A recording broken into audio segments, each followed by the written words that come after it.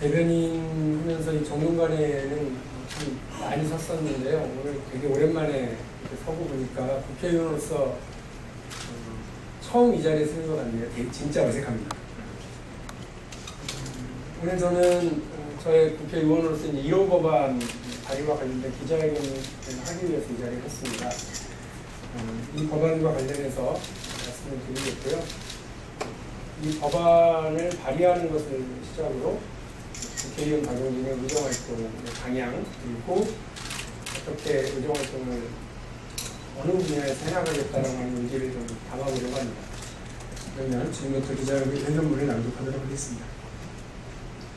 존경하는 국민 여러분, 오늘 저는 저의 1호 법안 발의를 기념해서 1호 법안의 내용과 의미, 의정활동 방향에 대해서 말씀드리고자 이 자리에 섰습니다.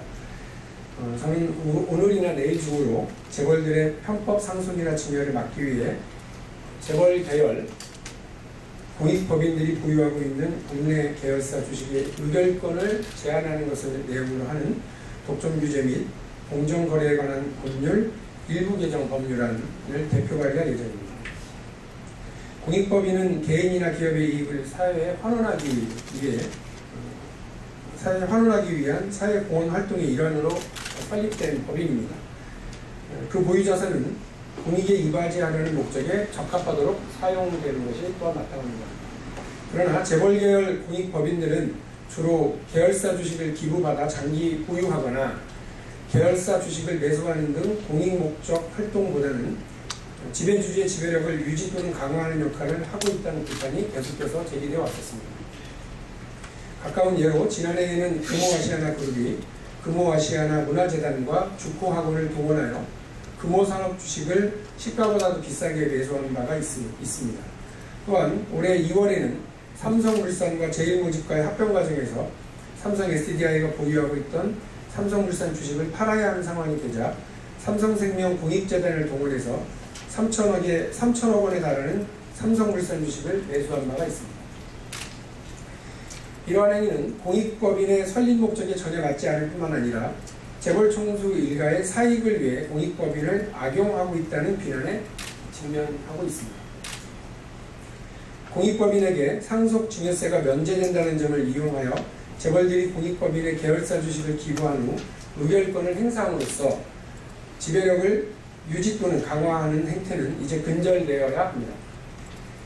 또한 지난 1일 기획재정부에서 상증세법상 현행 5%인 주식기부 한도를 재검토하겠다는 발표에 대해 저는 재벌들로 하여금 공익법인을 이용하여 편법 상속이나 증여를 더욱 용이하게 하려는 의도가 아닌지 심각하게 우려하고 있습니다. 따라서 공익법인을 이용한 재벌들의 편법 상속을 방지하기 위한 공익법인들이 보유하고 있는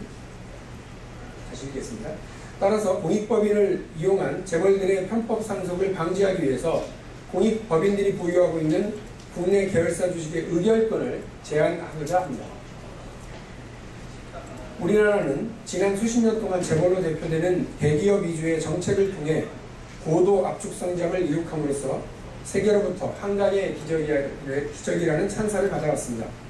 그러나 급속도로 성장하는 과정에서는 콜레스테롤이나 당뇨를 걱정하지 않지만 성장을 멈추고 몸의 균형을 찾아가야 하는 시기에는 과도한 단백질 섭취가 오히려 몸에 독이 되는 것처럼 지금의 한국 경제는 재벌로의 과도한 경제력 집중으로 인해서 금수저, 흑수저 논란이 상징하듯 부의 불평등, 기회의 불평등 문제가 심각한 지경에 이르러 있습니다. 이제 재벌 중심의 대기업 위주 정책이 낙수 효과가 없다는 것은 이미 증명이 된 사실입니다. 이제부터는 대기업과 중소기업 간의 상생의 경쟁을 통한 공정 성장이 필요한 시기입니다. 그런데도 일부 재벌 그룹들은 3세나 4세에게 그룹 경영권을 승계시키는 데에만 혈안이 되어 있습니다.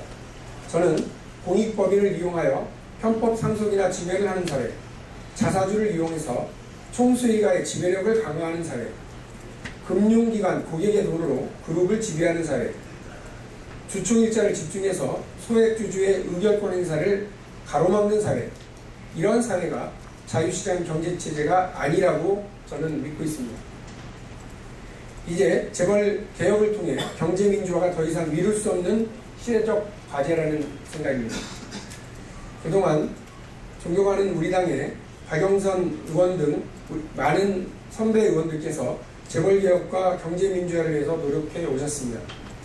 이제부터는 재벌 개혁과 경제 민주화에 공감하는 선배 동료 의원님들과 함께 시대적 과제인 경제 민주화를 이뤄내기 위해서 적극적으로 앞장서 나가겠습니다. 저는 희망상임위로 정무위원회를 신청해 놓은 상태입니다. 오늘 제출하는 1호 법안에 이어서 공익법인은 출연자의 이익을 위한 행위를 해서는 아니 된다는 일본의 입법례를 참고하여 공익법인이 출연자나 특수관계인이 발행한 주식이나 회사채를 매수하는 행위를 금지하는 내용의 공익법인의 설립 운영에 관한 법률 개정안을 준비했습니다. 그 다음으로 자사주를 이용해서 총수 일가의 지배력을 강화하는 소위 자사주의 마술이 통하지 않도록 자사주의 의결권뿐만 아니라 배당권, 신주 인수권, 신주 배정권을 인정하지 않는 것을 주 내용으로 하는 3법 개정안을 준비하겠습니다.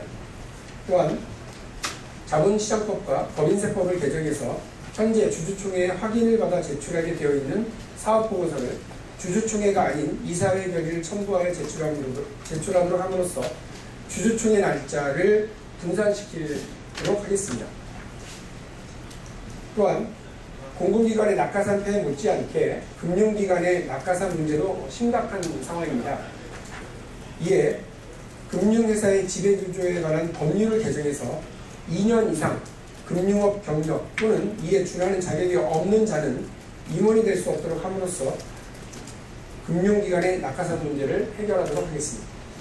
공익법인이나 자사주를 이용해서 총수 일가가 자기 돈 안 들이고 지배력을 강화하는 것, 무자격자가 정권과 가깝다는 이유만으로 금융기관의 임원이 된다는 것은 기회의 평등 원칙에 어긋난다고 생각합니다.